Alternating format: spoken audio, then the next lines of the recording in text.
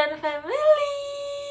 Wow, udah ada anggota baru nih. Sudah muncul, sudah launching. Nah, di video kali ini aku mau menceritakan tentang kehamilan di trimester ketiga. Seperti apa? Baru bisa bikin video karena baru ada waktunya sekarang, karena trimester ketiga kan sampai lahiran. Udah lahiran sibuk banget ngurus ini bayi. Ketawa lagi. Langsung aja kelanjutan dari video sebelumnya yang trimester kedua. Sekarang mau ngebahas yang trimester ketiga. Ya, pertama, waktu tanggal 14 September, jadwal pemeriksaan kehamilan di usia 28 mingguan.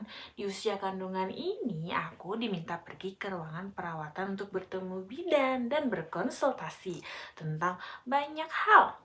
Salah satunya mengenai informasi lahiran, terus ya persiapannya kayak gimana, gitu-gitu. Karena pengunjung waktu itu, yang ibu-ibu hamil yang mau periksa itu banyak banget menunggunya, jadi aku pergi untuk konsultasi dulu sebelum pemeriksaan. Terus waktu itu karena kondisi masih pandemi, jadi sebelum aku pergi buat nemuin bidan yang ada di lantai atas di ruangan rawat gitu, kalau misalnya ngelahirin, aku pergi ke bagian resepsionisnya. Udah gitu, si petugasnya itu resepsionis tuh ngehubungin bagian si bidannya buat konsultasi itu tuh. Udah gitu, udah diokein, baru deh ke atas. Nah, waktu di atas, waktu sebelum konsultasi, si bidannya memperlihatkan ruangan-ruangan. Salah satunya itu ruangan delivery, buat ruangan bersalin ya. Termasuk juga ruangan buat nanti dirawat inap. Si ruangannya tuh serba pink. Nah, pada saat itu konsultasinya itu dilakukan di salah satu ruang inap gitu, yang kosong tentunya. Di situ aku disuruh lagi-lagi ngisi angket ya. Terus juga diwawancarai beberapa pertanyaan gitu. Pokoknya di situ konsultasi mengenai persiapan melahirkan. Terus juga ditanya, nanti kalau lahiran bagaimana gitu kan, naik apa, karena kita berdua di sini gitu kan, cuma berdua, nggak punya kendaraan pribadi, ya terpaksa ya pakai public transportasi. Kata aku ya jawabnya ya pakai taksi. Jadi mau nggak mau pakai taksi kalau misalnya ada kontraksi dan harus melahirkan. Terus ibu bidan itu di sini menjelaskan mengenai informasi yang tercatat pada maternity book yang waktu itu awal-awal didapat, terutama mengenai informasi yang terjadi saat terjadi kondisi khusus darurat yang harus menghubungi rumah sakit segera jika terjadi tanda-tanda gitu kan, kayak misalnya ada gerakan janin yang berkurang, terus muncul pendarahan gitu-gitu dan lain-lainnya. Konsultasi tersebut memakan waktu sekitar 30 menitan. Udah gitu aku diberi daftar perlengkapan yang sebaiknya disiapkan sebelum usia 32 minggu. Dan mengatur jadwal untuk mengikuti kelas untuk ibu hamil. Setelah selesai, aku kembali ke poli kandungan buat periksa. Dan periksanya seperti biasa di USG gitu. Dan tidak ada masalah. Visiting berikutnya di tanggal 28 September, yaitu jadwal pemeriksaan kehamilan di usia 30 minggu. Di pemeriksaan ini aku dijadwalkan untuk mengikuti kelas ibu hamil untuk mengetahui informasi-informasi mengenai bayangan ketika melahirkan, khususnya di RS tersebut. Aku setelah melakukan pemeriksaan kehamilan rutin ya, dimana pas datang harus cek berat badan, kemudian cek tekanan darah, terus cek urin, terus di USG, aku pergi ke ruang konsultasi lagi karena masih pandemi gitu kan, jadinya aku melakukannya sendiri. Harusnya suami juga bisa ikut, tapi sayang sekali gak bisa.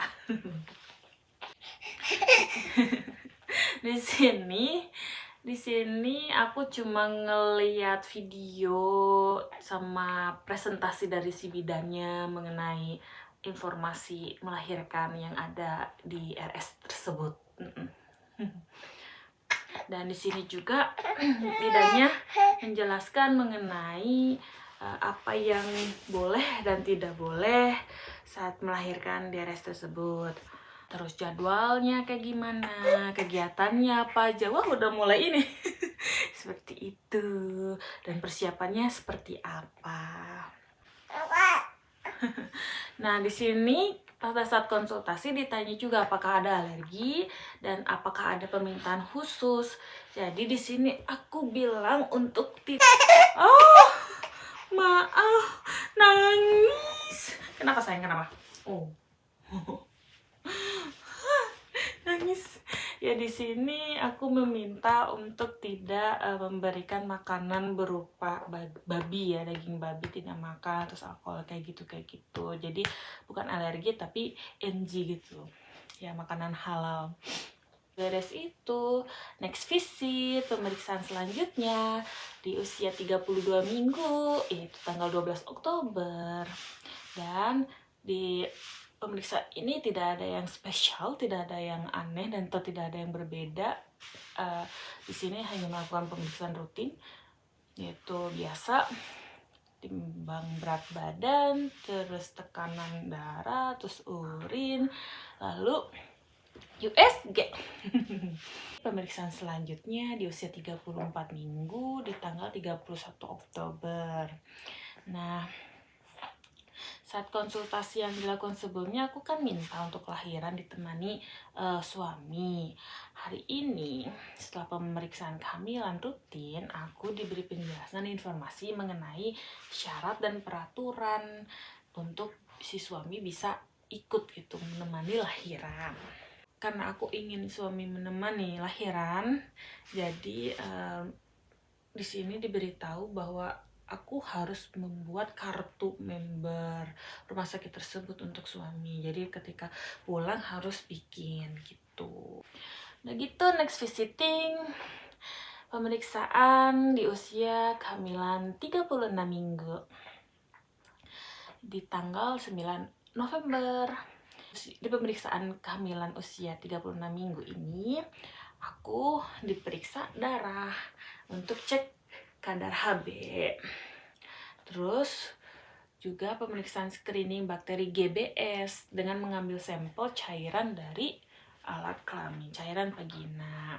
Setelah selesai pemeriksaan rutin USG yang seperti biasa, dokter terus memberi penjelasan seputar tindakan-tindakan yang akan dilakukan saat melahirkan di RS tersebut. Aku menerima selembaran kertas penjelasan tersebut, lalu menandatangani kertas persetujuan setelah diberi penjelasan.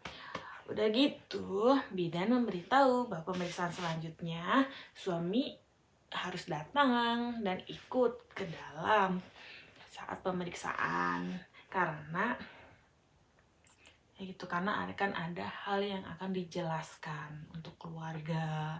Lalu di next visiting tuh katanya akan dilakukan NST.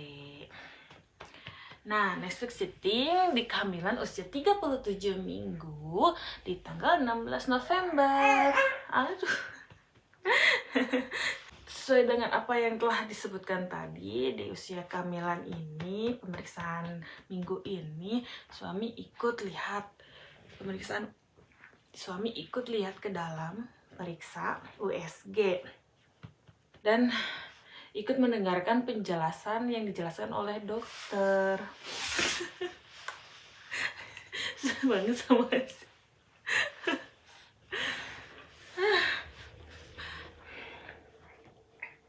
dan mendengarkan penjelasan yang dijelaskan oleh dokter mengenai tindakan-tindakan yang mungkin dilakukan saat ada kasus atau masalah dalam persalinan.